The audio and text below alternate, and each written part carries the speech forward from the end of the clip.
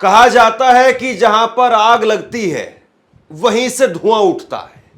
और अगर कोई आदमी अनाप शनाप बयानबाजी कर रहा है, बेमतलब की बयानबाजी कर रहा है, तो इसका मतलब सीधा सा है कि उसका रिमोट कंट्रोल कहीं ना कहीं तो है, या फिर उसका अगला टारगेट, अगला जो स्थान है जहां पर उसको पहुंचना है, उसने वो तय कर लिया है और उसी के हिसाब से वो बयानबाजी कर रहा है। खैर, ये कहावतें अपनी अपनी जगह पर है, लेकिन अनुज चौधरी का नाम किसी से छिपा हुआ नहीं है। और अनुज चौधरी ने जिस तरीके से होली के मौके पर, रमजान में जुम्मे को लेकर के जो बयान दिए, उसके बाद में लोग ये पूछ रहे हैं कि आखिरकार अनुज चौधरी का कनेक्शन क्या है।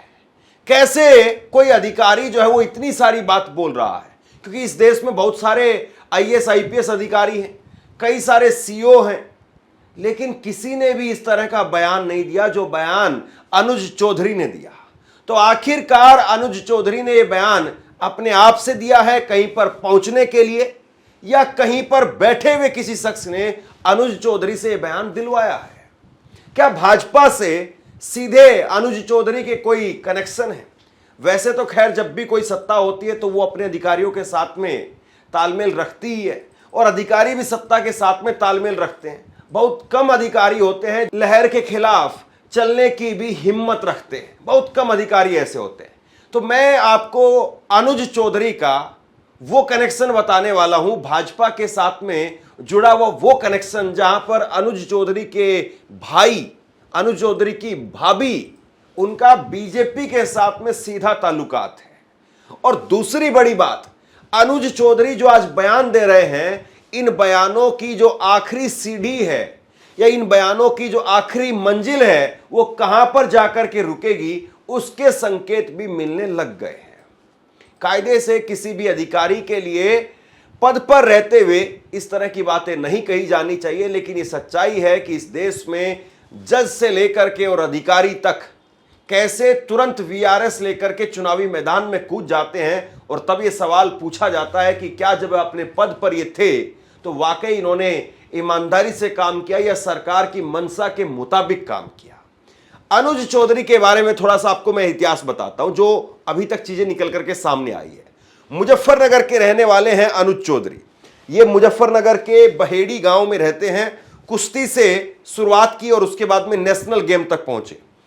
1997 में कुश्ती में नेशनल चैंपियन बने। साल 2001 में लक्ष्मण अवार्ड जीता, 2005 में अर्जुन अवार्ड जीता और 2012 में स्पोर्ट्स कोटे से फिर पुलिस में भर्ती हो गए। अच्छी बात है, खेल के जरिए अपना नाम चमकाया, इलाके के लोगों का नाम चमकाया और अपने आप को पुलिस में भर्ती करवाया।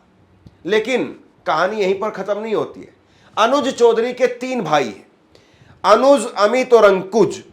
और अमित चौधरी वो बीजेपी के नेता हैं।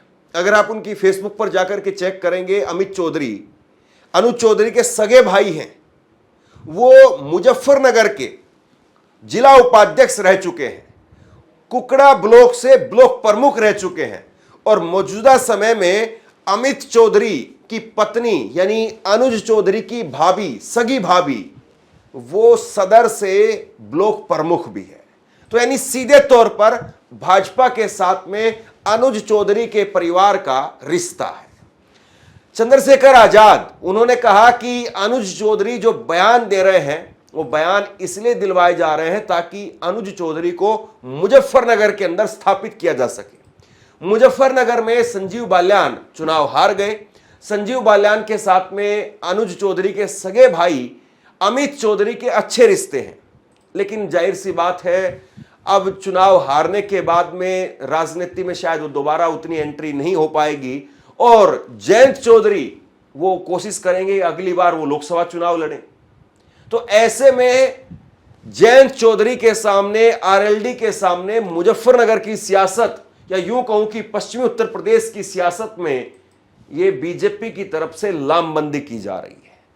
चंद्रशेखर आजाद इस बात को कहते हैं कि ये चीज आरएलडी को देखनी चाहिए, जयंत चौधरी को देखनी चाहिए कि कैसे उनके लिए अभी से ही जो है वो नेतृत्व तैयार किया जा रहा है।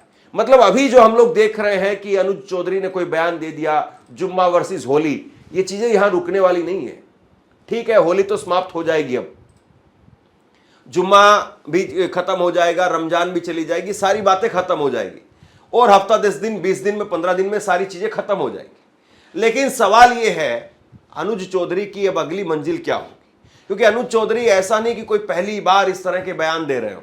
संभल के अंदर गदा लेकर के धार्मिक जुलूस में अनुज चौधरी जाते हुए नजर आए और उसके बाद में कहा गया कि इन्होंने वर्दी का उल्लंघन किया है, इन पर कार्रवाई होगी। लेकिन अभी तक कार्रवाई के नाम पर क्या हुआ हमारे सामने कुछ भी नहीं है।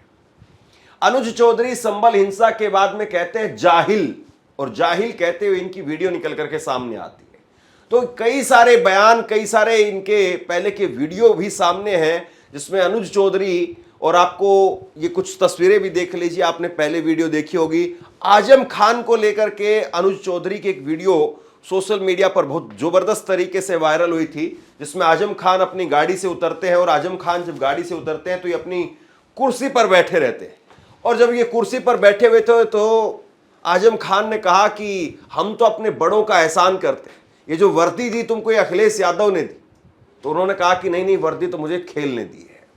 खैर सब जानते हैं कि कितने खिलाड़ी कहां कहां तक पहुंचे हैं और कितने खिलाड़ियों को यह पद मिला है, सोचने की बात है। लेकिन जिस प्रकार से अनुज चौधरी की रफ्तार है, इस रफ्तार में ये जाकर के वहीं ठहरते हुए दिखाई दे रहे हैं।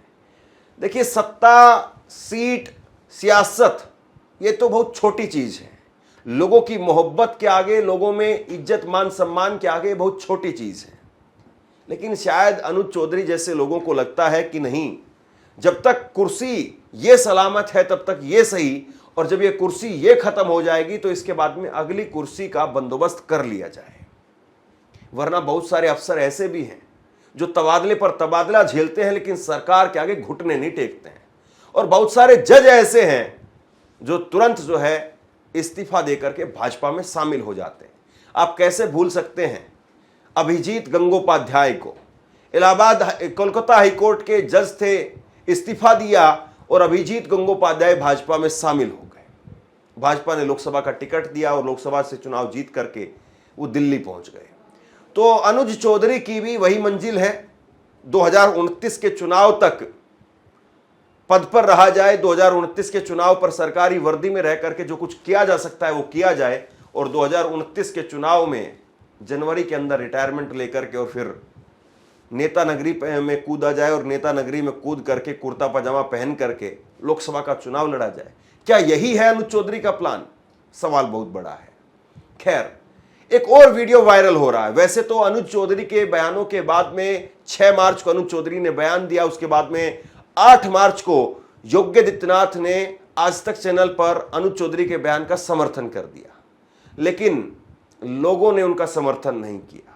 चारों तरफ अनुज चौधरी की थू थू हो रही है, इसमें कोई दो राय नहीं। लोग लानत भेज रहे हैं अनुज चौधरी को, और दूसरी तरफ लोग सलाम कर रहे हैं एक डीसीपी अभिनव विश्वकर्मा। और देखिए किस तरीके से अभिनव विश्वकर्मा ने वो काम किया है, और बहुत ही सादगी के साथ में, और ये करने में उनको कोई बहुत जोर भी नहीं आया, और लोगों को कितना अच्छा लगा। मिल करके मनाना है। और मान लीजिए खुदा ना खास्ता कोई एक घटना होती भी है तो आप सभी लोग यहाँ पर समझदार नागरिक हैं। कोई अगर किसी छोटी बात को लेकर के विवाद हो जा रहा है, गाड़ी टकरा गई या रंग डल गया या कोई थोड़ी सी हल्ला हो गया ज्यादा, कोई भी विवाद होता है तो हमें उसको सुलझाना है। सब हमारे भाई लोग हैं यहाँ पर, हमें उनको सुलझाना है ताकि किसी भी प्रकार का ऐसा घटनाक्रम बढ़े ना, हमारा क्षेत्र का नाम खराब ना हो। ये हमको सबको समझना है। यहाँ पे आप लोग कुछ बात अगर मुझसे कहना चाह रहे हैं, कोई आप लोग की समस्या है, कोई दिक्कत है, मुझे बताइए, मैं सुन लेता हूँ। क्या मैं कर सकता हूँ, मेरी मदद जितनी भी होगी मैं करूँगा। कोई पीछे बच्चे लोग खड़े हैं जो बताइए कोई समस्या हो, कोई समस्या नहीं। अभी तक रमजान बढ़िया चल रहा है, शराबियों में कोई दिक्कत तो नहीं आ रही है, इफ्तारी वगैरह बढ़िया से हो रही है, शहरी में कोई दिक्कत नहीं सर, नमाज में कोई दिक्कत नहीं, कहीं भी कोई समस्या हो, हम सब आप ही लोगों के लिए हैं। बस आपका सहयोग ही चाहिए सर, हमारा सहयोग रहेगा, लेकिन साथ साथ में हम आपका सहयोग भी मांग रहे हैं। बिल्कुल सर, आपके साथ ही आपका सहयोग करके इस क्षेत्र में शांति व्यवस्था को बना के रखेंगे। शांति व्यवस्था बनी रहेगी तो हम लोग बहुत आराम से रहेंगे। आप लोग भी अच्छे से त्योहार मनाइए, बाकी लोग भी अच्छे से त्योहार मनाएंगे, और सब लोग जो है बहुत ही शांतिपूर्वक रूप से यहाँ हमारे क्षेत्र का नाम भी बना रहे। हमारा वादा है हमारे क्षेत्र से कभी कुछ नहीं होगा। आपका वादा है, लेकिन आपके साथ में जो और लोग हैं, सबका वादा है, पूरा काकड़ का वादा है। आप लोग आज अपने अपने घरों में जाएंगे, अपने कभी क्षेत्र में उत्पाद नहीं जाएंगे। करना आप लोगों को, कभी नहीं, वो भी जाए तो उसको सुन जाना है। सुन जाना है। मेरी कुछ दरख्वास्त है, आप लोग एक बार सुन लीजिए। आज जितने लोग यहाँ पर खड़े हुए हैं, जब आप लोग अपने घर पे जाएंगे, अपने मोहल्ले में जाएंगे, वहाँ पे आपके साथी होंगे, आपके मित्र होंगे, 4-5 लोग जिनके साथ आप चाय पीते होंगे, खाना खाते होंगे, दोस्ती यारी करते होंगे, उन सबके साथ में भी इस बात को शेयर करना है। उनको ये बताना है कि मोहल्ला समिति का गठन किया गया है, इस प्रकार से हम लोग वहाँ पर। अनुज चौधरी ने जिस तरीके से बयान दिए, उसके बाद में उत्तर प्रदेश में मानो एक विस्फोट सा हो गया और तरह तरह के बयान दिए जाने लगे। उत्तर प्रदेश के अंदर ही भाजपा के राज्य प्राप्त मंत्री वो कहने लगे कि मुसलमानों को, मुस्लिम पुरुषों को तिरपाल वाला हिजाब पहन लेना चाहिए।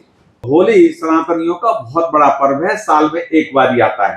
तो इसलिए मैं यही कहूंगा आपके माध्यम से कि जैसे मस्जिद को त्रिपाल से ढकते हैं, ऐसे ही इनकी महिलाएं भी हिजाब पहनती है और त्रिपाल का हिजाब ये लोग बनवा लें, उससे आराम से उनकी टोपी गीली नहीं होगी, कहीं भी आ जा सकते हैं। आपके कहने का मतलब है पुरुष भी? जी पुरुष, मेरा क्या, टोपी वाले तो पुरुष ही हुए ना। तो जितने भी पुरुष हैं इनके, वो त्रिपाल का हिजाब बनवाएं और उसको उस दिन के लिए पहने, तो हिंदुओं को परेशान ना करें। इसके बाद में बगल की बलिया से विधायक जो है भाजपा की, वो कहती है कि मुसलमानों की अलग इलाज की व्यवस्था हो। ये मुसलमान रामनवमी पर भी दिक्कत देते हैं, ये मुसलमान हनुमान जयंती पर भी दिक्कत देते हैं, ये मुसलमान होली पर भी दिक्कत देते हैं, इसलिए इनके अलग इलाज की व्यवस्था हो। क्योंकि भाई जब होली होती है तो उनको दिक्कत, रामनवमी होती है तो उनको दिक्कत, दुर्गा पूजा होती है तो उनको दिक्कत, तो हम लोग के साथ इलाज कराने में भी हो सकता है उनको कोई दिक्कत हो। तो मैं तो मांग करती हूँ महाराज जी से, कितना खर्चा हो रहा है तो एक कमरा बना ही दिया जाए और एक बिल्डिंग, एक तरफ विंग बना दी जाए कि आप जाके अपना इलाज वहाँ करा लो भैया, हमारे साथ अगर आपको रहने में दिक्कत है तो। और मामला फिर बिहार तक चला गया। बिहार में हरिभूषण ठाकुर भाजपा के विधायक वो कहने लगे कि मुसलमान अपने घरों से बाहर ना निकले। मतलब जो बात अनुज चौधरी ने कही, जो बात योगी आदित्यनाथ ने कही, वही भाजपा की फिर ऑफिशियल लाइन बन गई। इस बार भी होली जुम्मे के दिन ही है। मुस्लिम बंधुओं से निवेदन है कि 51 जुम्मा वो लोग करते ही हैं, भाईचारा के साथ होली मनाने दें हिंदुओं को, और अगर बड़ा दिल हो तो बाहर निकले, अगर रंग भी लग जाए तो उसको बुरा नहीं माने। ऐसा नहीं है कि एक ही तरफ के लोगों ने इसमें हाथ आजमाए। बिहार के अंदर ही दरभंगा की मेयर हैं अंजुम आरा। अंजुम आरा ने भी कहा कि कुछ घंटों के लिए, 2 घंटे 1.5 घंटे के लिए जब जुम्मे की नमाज हो तब होली पर ब्रेक लगा दिया जाए। कमाल की बात है ना। हालांकि बाद में फिर अपनी बात से पलट भी गई। झगड़ा कोई नहीं करना चाहता है, 2-4 असामाजिक तत्व है जिसकी वजह से ये सब चीज होता है। इसीलिए मैं दरभंगा वासियों को भी यही कहना चाहूंगी कि देखिए, जहाँ पे अगर आपको थोड़ा सा लगता है तो आप प्रशासन की मदद लीजिए ताकि कोई भी दुर्घटना होने से बच सके। देखिए मुख्य बात ये है मैडम कि उसी दिन रमजान भी चल रहा है और होली भी है, दूसरी बात जुमा भी है, तो आप लोगों ने क्या कोई तरकीब निकाला है क्या? प्रशासन से आपने बात किया है क्या? से हम लोगों ने तरकीब निकाला है कि 12:30 से 2 बजे के बीच में थोड़ा होली को रोका जाए, मतलब बीच में 2 घंटा का ब्रेक होना चाहिए, क्योंकि देखिए जुम्मा का टाइम तो जो है आगे जा नहीं सकता है। इसीलिए जैसे हम लोग भी जो है रमजान में अगर मुहर्रम पड़ गया है तो हम लोगों ने टाइम टेबल थोड़ा चेंज किया है। बस सभी लोग से आग्रह यही रहेगा कि 12:30 से 2 बजे के बीच थोड़ा सा होली का कार्यक्रम जो है मस्जिद और जहाँ पे नमाज पढ़ने जाते हैं लोग, उससे थोड़ा दूरी बना के अपना, ये आपने अपना सुझाव रखा है? जी बिल्कुल। जो कुछ हो रहा है वो प्योर सियासत है, इसके अलावा और कुछ भी नहीं है। लेकिन ये बात सही है कि सियासत 4 दिन की होती है और जनता के बीच में आपकी जो पहचान है वो हमेशा हमेशा के लिए दर्ज हो जाती है। अनुज चौधरी कुछ भी बन जाएं, चाहे उनके राजनीतिक रिश्ते खुद डायरेक्ट हैं या नहीं हैं। हालांकि लोग जो है उनके घर पर जा रहे हैं, वीडियो बना रहे हैं जिसमें अपने भाइयों के साथ में वो खड़े होते हुए नजर आ रहे हैं। भाई के साथ में खड़े होने में वैसे कोई बुराई नहीं है, लेकिन भाई के रास्ते पर ही चलना है तो फिर आप कुर्सी छोड़ करके वर्दी उतार करके चलिए। वर्दी में रहते हुए, कुर्सी पर रहते हुए आप जो कर रहे हैं वो वाकई शर्मसार कर देने वाला है। वो वाकई उन तमाम युवाओं के सपने को कुचलने वाला है जो कभी आपको इस वर्दी में देख करके आपको रोल मॉडल समझते थे। आप जरूर कुर्सी पा जाएंगे, आप हो सकता है कि लोकसभा चुनाव में अगर आपका सपना है तो हो सकता है कि आप लोकसभा चुनाव भी जीत जाए, मंत्री बन जाए। उससे पहले ही हो सकता है कि आपको योग्यादित्यनाथ कोई और पद दे दे, प्रमोशन पा जाए। लेकिन जनता के बीच में जो आपकी छवि है उसको आप कैसे बदलेंगे? सब जानते हैं कि मुसलमानों को लेकर के जिस प्रकार की नफरत भरी बातें आप कह रहे हैं, ये सोची समझी रणनीति दिखाई देती है। बहरहाल अभी डीएम ने रोक जरूर लगा दी है। डीएम ने कहा है कि अनुज चौधरी बगैर अनुमति के बयान ना दे, लेकिन ये बात रुकने वाली तो नहीं दिखाई देती है। बहरहाल अब देखना ये होगा कि अनुज चौधरी की अगली सीढ़ी और अगला बयान कौन सा निकल करके आता है। आप क्या सोचते हैं नीचे कमेंट बॉक्स में लिख करके जरूर बताइए। इस वीडियो को शेयर कीजिए और इसी तरह की तमाम खबरों के लिए ऑनलाइन न्यूज़ इंडिया को सब्सक्राइब कीजिए। आपका बहुत बहुत धन्यवाद।